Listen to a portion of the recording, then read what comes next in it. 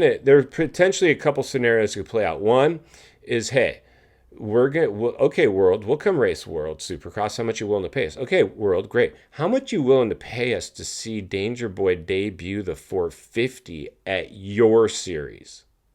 That is huge because the how much Feld and the AMA and MX Sports were banking on they were going to be the recipient of Danger's natural progression into the 450 ranks. Now, eventually they'll get that, but it won't be his first time on the 450. They're going to have to report that Danger Boy Deegs has done some races on the 450 already, and they're probably not going to mention which series because this is now real live competition. Where before it was competition because it was really conceptual and we hadn't seen World, and then we saw World come out and kind of fall flat, and so then they weren't threatened by World as much anymore.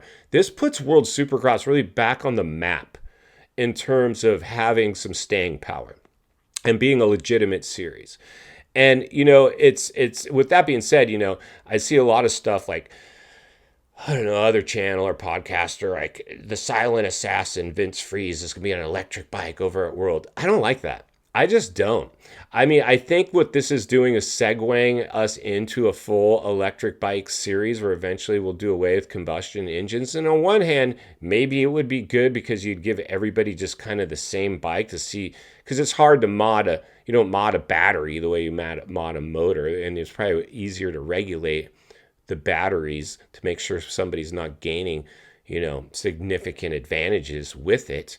But on the second hand, I mean, this is motorsports. You can't remove the motor.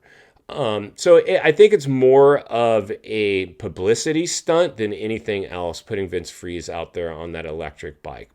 But it will be entertaining. I'm interested in seeing it. But on one hand, I'm like, I don't know how much I like it.